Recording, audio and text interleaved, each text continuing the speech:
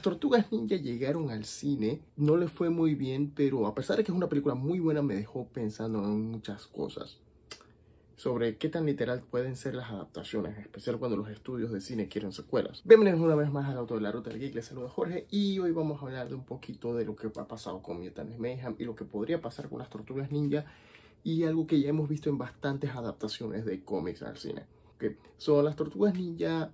Mutant Mayhem, Caos Mutante, quiso hacer una aproximación diferente a la franquicia de las Tortugas Ninja, similar a lo que hizo Nickelodeon en la serie animada del 2012 y la más reciente serie Rise of the Teenage Mutant Ninja Turtles, que también tuvo su propia película. Y en esta era que se estaba no solo dándole personalidad a las tortugas que antes se les había dado, sino que esta vez sí estaban enfocándose en que fuesen adolescentes al punto que fueron interpretados por adolescentes. En otras versiones sí, eran adolescentes y tenían su propia personalidad, pero no era lo que era tan marcado, a menos que cantaras la canción del inicio. Sabías que Donatello era el científico porque la canción lo decía y porque eventualmente veías episodios donde él hacía un invento. Y muchas veces esos eran los inventos de los que dependía la trama.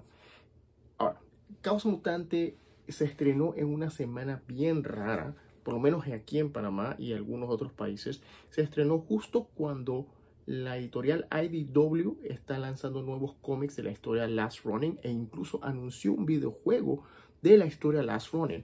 La historia Last Ronin es como el regreso del Caballero Negro que fue para Batman, o Kingdom Come para Superman, o Spider-Man Reign, o incluso el Days of Future Past, que tienen todas estas cuatro historias en común, que todas nos presentan futuros apocalípticos y trágicos para sus personajes. Más que nada son historias de cómo han caído y tocado fondo y cómo se levantan para traer la esperanza como los héroes que son. Claro, sabemos que Seth Rogen y los productores de esta película quieren enfocarse en que las tortugas son adolescentes, que se diviertan, y por eso es que en esta película fueron mucha acción mutante, mutantes que nunca habríamos visto en el cine de otra manera, y dejaron al villano Shredder para la secuela, de la misma manera que ocurrió en la película animada del 2007 TMNT. Pero habían varios momentos en los que se enfocaban, a pesar de que la trama le daba bastante momento de brillar a cada una de las tortugas para que definir su personalidad. No es que una tortuga definiera el resto de la película, pero sí habían varias escenas con Mikey. Al ser el más joven de las tortugas, él representa un poquito más de lo que era la emoción que sentían los personajes en determinadas escenas. Ok, aquí vengo con el spoiler. En The Last Ronin nos presentan a una historia, un futuro post-apocalíptico en donde las tortugas han caído, en vez de 4 solamente queda una, y es el que tiene que liderar la batalla contra el hijo de Shredder para tomar el control de la ciudad y al mismo tiempo vengar a sus hermanos caídos. El spoiler es que esa específica tortuga es Michelangelo. Ahora, como mencioné, no es que los productores vayan a adaptar inmediatamente la historia de The Last Ronin, pero ya hemos visto este camino similar en otras adaptaciones del cine. Por lo menos en el caso de X-Men. X-Men 1, dirigida por Bryan Singer, fue una historia original basada en múltiples historias de Magneto. Magneto construyó una máquina para liderar la guerra entre humanos y mutantes, y los X-Men en el camino lo detienen y se dividen en muchas otras subtramas que abren pie a otras historias, que es lo que vendría en la secuela. La secuela, X-Men 2, era una adaptación de la historia God Loves, Man Kills, Dios los ama y el hombre los mata.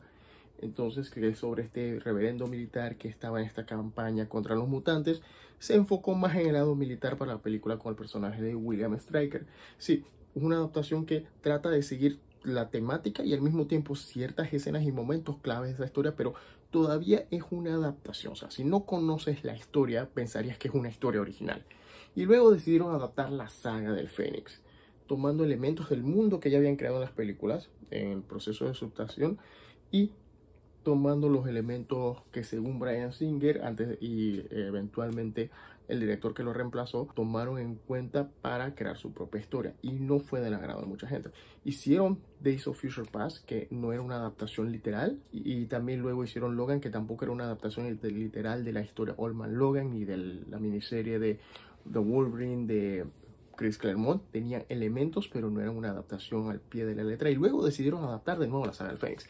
Es como que un patrón, toman adaptaciones que no son totalmente literales y toman elementos, los pican aquí y allá y crean su propia historia, pero luego hacen esta otra adaptación, se dejan llevar por la historia más vendida. O sea, la saga del Fénix, Days of Future Past y la miniserie, tanto las dos miniseries, la de Old Man Logan como la de Wolverine de Frank Miller y Chris Claremont, fueron de los cómics, siempre han sido los cómics más vendidos en Marvel de todos los tiempos. Y obviamente, al igual que ponerle a una película Civil War o ponerle a una película el Infinity War, aunque no tenga nada que ver con lo que es la versión del cómic, obviamente es una estrategia buena de mercadeo porque son títulos que resuenan con las historias.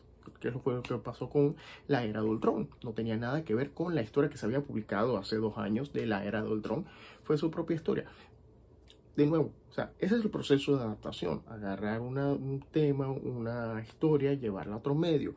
O si no, simplemente adaptar ciertos elementos de esa historia, no necesariamente una adaptación literal. Otro caso, el caso de Batman. Batman adaptado a su manera. Tim Burton utilizó estéticas visuales de la novela El regreso del Caballero Negro, e incluso lo que es la sátira de los medios de comunicación es obviamente una referencia a cómo se trata esto en El regreso del Caballero Negro. También, obviamente, Christopher Nolan y Zack Snyder replicaron escenas en diferentes momentos para sus respectivas visiones de Batman, pero no era una adaptación literal. Pero cuando intentaron hacer, no específicamente una adaptación literal, pero promocionar con un específico momento que trae otro tipo de consecuencias, ahí es cuando las cosas tambalean y ahí es cuando te preguntas exactamente qué es mejor para una película basada en cómic. Tener una historia original, crear tu propia versión de tu propia historia original, entre comillas, y simplemente picar elementos para crear tu propia cosa, o simplemente empezar a decirte que al público que esto va a ser una adaptación literal. Una vez más, el caso de Batman, Christopher Nolan. Su tercera película, The Dark Knight Rises, ya de por sí ya está tratando de ser su propia versión de The Dark Knight Returns, el regreso del Caballero Negro, al punto que tenemos toda una escena de persecución con los diálogos igualitos, y luego quieres mezclar elementos de la historia del cataclismo, del No Man's Land, y luego quieres mezclar elementos también de la llegada de Bane y The Nightfall. Entonces quisieron mezclar muchas historias. Y sí, sabemos que Marvel en el MCU y antes del MCU tomaba elementos y a veces le iba bien, pero exactamente cuáles son los elementos que se van a tomar para una adaptación. Creo que lo que estoy tratando de decir es, y esto más que nada no es tanto para nosotros los nerdos que nos gusta hablar de cómics, esto es más que nada para estas personas que quisieran crear su propio cómic o ya sea inspirado o incluso hasta un fanfiction, tomando elementos y cómo crear estas historias para llevarlas a otro medio. ¿Qué es lo que es mejor? ¿Crear una historia original o crear una nueva historia tomando elementos de lo que sirve? O simplemente, y si lo vas a hacer así, solamente enfocarte en una historia. Una vez más, X-Men 2 simplemente está adaptando God Loves Man Kills. The Wolverine simplemente está adaptando la miniserie de Wolverine de Frank Miller. Y Logan simplemente está adaptando Old Man Logan, con un poquito de X-Men Wolverine. Pero cuando tratan de hacer demasiadas historias dentro de una, por lo menos X-Men 3 falla porque quiso ser la saga del Fénix, quiso ser Gifted de Joss Whedon y quiso ser otro montón de historias al mismo tiempo. Y que fue también lo que pasó, como ya mencioné, con The Dark Knight Rises. Dark Knight Rises quieres mezclar todo lo que fue The Dark Knight Returns, la caída de Bruce Wayne, la llegada de Bane, todo en una sola cosa. Incluso hasta la película del 2017 de Power Rangers querías jugar con lo que ya estaba foreshadow de otras cosas que hemos visto a través de la franquicia. Quería desde la primera película decirte, Zordon era compañero de Rita, ambos eran Rangers, tenían los cristales Zeus escondidos, cosas que fueron también reveladas eventualmente. Esto también me viene por la adaptación de One Piece. One Piece sí funciona para personas que nunca han leído One Piece, que es lo que debería ser una adaptación, no solamente ser una historia para la gente que ama el material original, sino que también debe ser una historia llamativa para gente que nunca ha visto el original. Es un caso un poquito diferente, ya que tiene la ventaja de que el creador original está vivo, al igual que en The Last of Us, el creador original está involucrado en la producción y no es solamente un montón de varios creadores que han trabajado y la película trabaja sobre la creación de todos esos escritores y de artistas involucrados, como en el caso del cómic americano.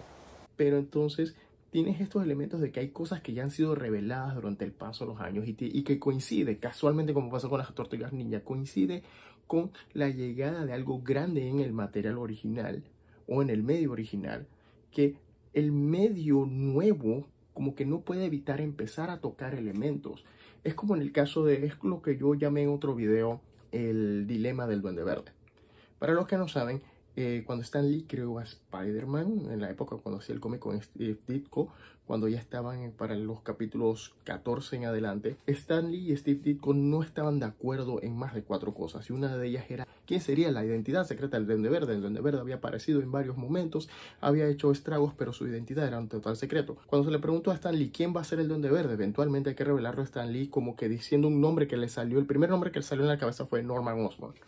Stan Lee iba a decir que fue un momento de creatividad, pero Steve Ditko sabía que esto, conociendo el trabajo de Stan Lee, él sabía que esto fue algo que se le ocurrió de último minuto y no estaba de acuerdo, porque él sabía que esto era simplemente un giro en la trama para darle una complicación más a Peter Parker. Esto causó la brecha entre Ditko y Lee, y eventualmente Ditko fue reemplazado por el fallecido John Romita, que ahora, para épocas actuales, no se puede hacer la revelación grande de que Norman Osborn es el Duende Verde, porque ya está Raimundo y su abuela saben quién es él. No lo digo solamente por la película de Willem Dafoe. Han salido adaptaciones como la serie animada de Spider-Man del 94, en la que primero apareció el Hobgoblin antes del Duende Verde. Y hubo hasta un error en la traducción en el doblaje diciéndole a ese Duende Verde, mientras que Norman Osborn estaba empezando a desbaratarse en el Duende Verde mientras se creaba la relación con Harry. Espectacular. Spider-Man nos hace creer por unos minutos, por un par de episodios, que Harry va a ser el Duende Verde cuando en realidad es Norman. Y tanto el cómic como la serie animada de Ultimate Spider-Man juegan con la idea de que Norman Osborn se transforma en una criatura verde, porque ya no se puede hacer el misterio como se había hecho, porque ya se sabe. O como cuando pasó con Walking Dead, que cuando todo el mundo, que incluso la gente que no leía el cómic, sabía que una persona iba a morir en manos de un batazo porque fue uno de los cómics más vendidos de todos los tiempos. Y que resulta que cuando la serie quiso aprovecharse de eso, empezó a vender y a vender y a vender, y la calidad de la serie bajó. Hubo una super expectativa por ese momento. El momento no solo cumplió la expectativa, sino que exageró al punto que mucha gente empezó a retirarse o verle los negativos a la producción de los episodios de Walking Dead.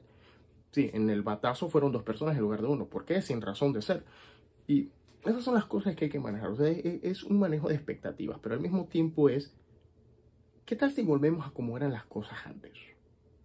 Antes, por lo menos, mira las películas de Batman. Batman, las de Michael Keaton, incluso las películas de Superman de Christopher Reeve, solamente la 1 y la 2, o por lo menos solamente la 1 de cada película, en lo que es el origen del personaje, el origen secreto de Batman y de Superman, es lo único que es como que adaptado del cómic. Realmente Richard Donner, cuando hizo Superman, solamente adaptó la estética y de pronto el origen de Zod y sus secuaces. Y la estética fue tan resonante en la película que cada vez que Saturday Night Live va a hacer una parodia de Superman, utiliza la misma estética de las películas de Christopher Reeve, que eran un homenaje a los cómics de los años 30. Pero cuando hicieron Superman 3, 4, eran historias originales, no estaban basadas en ningún cómic. Tenían elementos aquí y allá, pero no estaban literalmente adaptando ninguna historia. Al igual que Batman Regresa, Batman Forever y Batman y Robin no estaban adaptando una historia específica, sino estaban adaptando elementos, y ni siquiera elementos del cómic original, porque la historia de Mr. Freeze en Batman y Robin era la historia de la serie animada. Lo de Nora Freeze, eso vino con la serie animada del 92, eso fue algo que se le agregó después, no era la historia original cuando fue creado el personaje. Pero sí, es algo en qué pensar, en cómo crear estas adaptaciones de estos personajes. ¿Qué es lo que buscan los estudios? ¿Qué es lo que buscan los escritores? Si es que los escritores o los productores quieren divertirse con el material fuente, o simplemente complacer a los fanáticos que quieren ver ciertas historias en la pantalla grande, o complacer a los estudios que están encima de ellos diciéndoles, hey, este es el cómic más vendido, este es el que tienes que poner. O sea, hasta el momento no sabemos si la muerte de Superman en Batman vs. Superman fue idea de Zack Snyder o si fue idea del estudio, porque era el cómic más vendido de todos los tiempos de Superman. Y no lo digo solamente por Zack Snyder. Sí, tal vez Zack Snyder sí va a decir que fue idea de él. Pero antes de eso, ¿cuántas veces no hemos visto la pelea de Superman contra Doomsday? Algo que debió haber sido un evento único en la vida, se ha convertido en un evento de cada 4 años. Lo voy a dejar con eso. Pero más que nada, este video es más que nada para aquellos que sueñan con escribir, con realizar historias o con ver adaptaciones de sus historias y pensar cuál es el mejor enfoque, el hacer una adaptación literal, hacer una adaptación original, o simplemente divertirse con los personajes que estás adaptando. O simplemente también crear una historia original. Nos vemos y gracias por acompañarnos en la Ruta del Geek.